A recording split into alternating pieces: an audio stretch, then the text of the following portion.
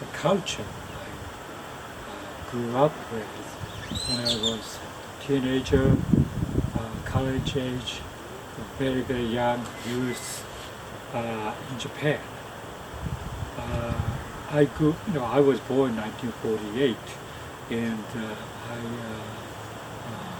I went through this late 50s and 60s culture when I was like 10 years old or something like that. And Tokyo TV stations, there are the 3 or 4 of them, has lots and lots of American TV programs broadcasted. So through that, I got this fascination of music and culture and the lifestyle for American kids, for example. And at that time, there is this clothing company, men's clothing company called Van, P-A-N, was very, very popular among young people, but mostly those clothing is very expensive. So, of course I couldn't buy anything like that. Plus, I think, if you go to school, for example, there is this, the clothes, the black clothes you had to wear to the school. I think junior high school, you had to wear that black school clothes. So you don't have any opportunity to dress or anything. But in the high school, you still wear those black clothes there. And so you don't have opportunity. But this particular men's clothing, I got to notice because some of the TV programs, Japanese TV programs, depict those very posh, young, fashionable Tokyo residents, kids, wearing those. Mostly that was a button-down shirts and khaki pants. I think that's the most staple, white button-down shirts and the khaki pants. And so I knew that because I was watching TV and some of the programs depict those young fashionable people wearing those. And of course at that time the folk song became very, very popular in Japan, early 60s to late 60s. I think many, many people, college-age people, formed a group of folk song imitating American, group like Peter, Paul, Mary, Brothers Four, and the Kingston Trio, the Limelighters, all these great, great American folk groups. They imitate and they kind of try to form those imitation group.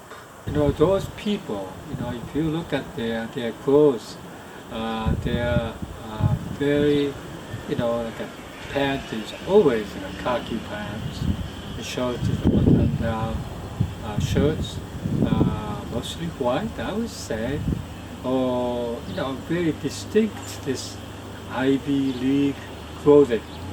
At that time in the U.S., of course, I think Brooks Brothers, what I understand, is that this men's clothing company in Japan, is kind of imitating the Brooks Brothers in the U.S.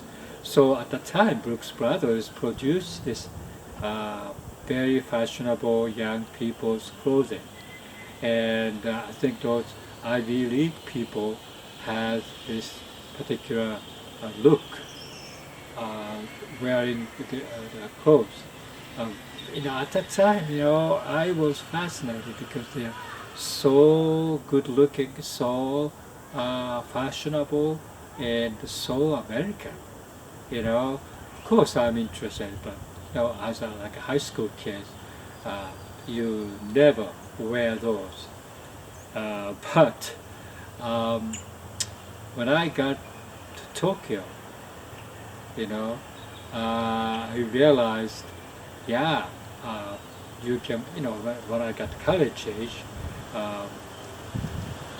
in Tokyo, of course, there's no this black uniform type of clothes. You don't have to wear that anymore. So you wear the jackets and shirts, pants, and then I realized really Tokyo people who live in Tokyo, like 20 years old or something like that, are wearing this good-looking khaki pants, white button-down shirts, and jackets, necktie, and all these things. So this particular culture, I think a band created it. A band is also only the men's clothing company at the time producing those, but not only. JU and June also catered for the young people with fashion, but June is not necessarily trying to make this American traditional clothing imitating the Brooks Brothers in the US, but much more European type of fashion, I would say. But anyway, so that particular looks of band, of course, it's very expensive as a poor student, and you cannot buy those because maybe it's twice or three times more expensive. Simple button-down shirts, well-made shirts, was very expensive compared to the other white, shirts. And most of the those kids who are able to wear those are rich kids, very well-to-do kids. So of course I kind of drooling of those fashionable Ivy League look fashion, Brooks Brothers fashion. I was kind of watching, looking at them, and some of the kids, if you go to Tokyo streets like Ginza or whatever, the Shinjuku, Shibuya, you see those kids, congregating, all wearing a khaki pants, all wearing a white half sleeve, button-down shirts, sometimes striped, sometimes checked shirts, and I thought I was so cool to be able to do that. Especially when I see it, like Adobe Gillis, for example, the main character of the particular program, Adobe wear that typical American clothing, shirts which maybe not white, maybe checked or striped, but it's button-down shirts, and the pant is always khaki pants. And so that is the looks of young people at the time. And so Japanese, this Kensuke Shizu looked at it and wow, that is a fashion that we can take on for Japanese young people. And so he came all the way to the East Coast, Ivy League university like Princeton or Yale or something like that, and took a series of photos of the students and brought back to Japan and trying to recreate the particular looks using the particular photo. And so that's very ambitious approach to it. Of course, he was aware of Brooks Brothers, and but mostly he was watching this youth culture in America, where everybody, in Japan, kind of trying to idolize, imitate those culture using like pop music and folk music especially, and like folk music. Brothers for outfit when they are doing the concerts, and Kingston Trio outfits when they are doing the concert. Always like that. I think brothers for typically wear khaki pants and button-down shirts, and Kingston Trio has a button-down shirts with maybe striped button-down shirts and the khaki pants. And all the others, the Chad Mitchell Trio, and all the other, except that's a vogue in the U.S. at the time. And still, I think it's popular. When I came to the U.S. In 1976 and 1980s, I was mingling with other students in America, and they are still wearing that kind of clothes, especially the people who are more traditional type of demeanor, wear the khaki pants and button-down shirts. And so when I got this book, it's called Torah. Torah is, I think, American traditional clothing. I think that's the Torah is How Japan Saved American Style, and by David Marx.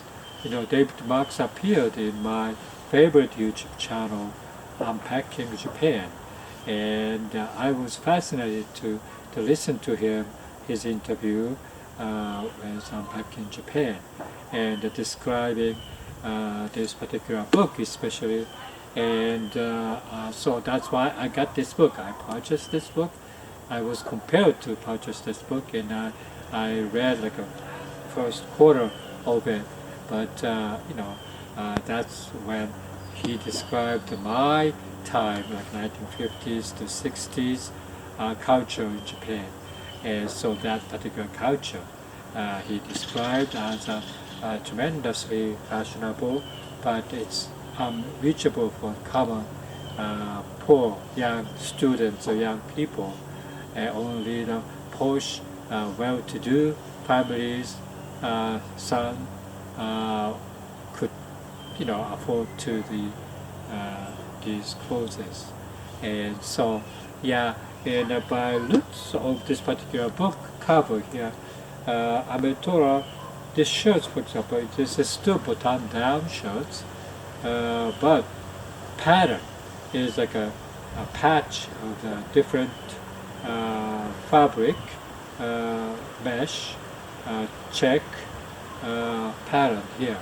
So that completely Japanese invention there.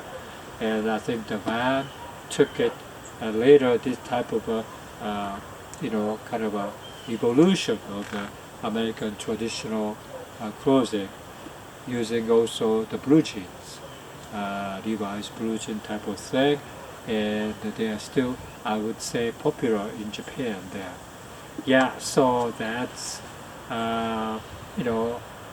my memory of the American culture during the 60s.